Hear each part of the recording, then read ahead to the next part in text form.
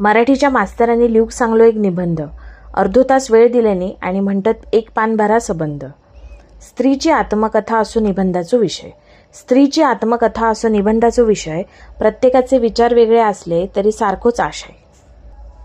विषय लिहिलो मोठ्या अक्षरात वहीच्या कोऱ्या पानार, पण विचारांची गाडी अडकली पहिल्या ओळीच्या स्टेशनार.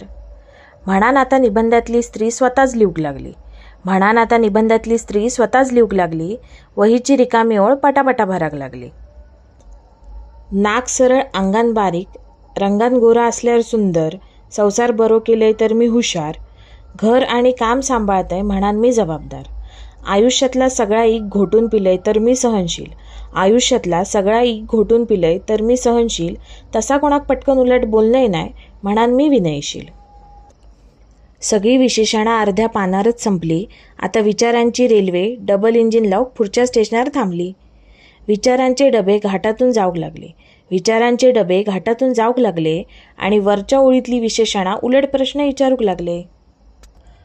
माझ्या मायेक आईपणाचे बंधन कित्याक? माका दिलेल्या प्रत्येक विशेषणाक समाजाच्या अपेक्षांची अट कित्याक? माझ्या प्रत्येक वागण्याचा मोजमाप कित्याक? माझ्या प्रत्येक वागण्याचा मोजमाप कित्याक? माझ्या प्रत्येक रूपाक समाजाच्या वाईट नजरेची भीती कित्याक? अपेक्षांचो भरो माका खाली उतरवून देन. माका फक्त स्वतंत्र माणूस म्हणान जगान देन. पुढे जाताना साथ दिया फक्त विशेषणा नको.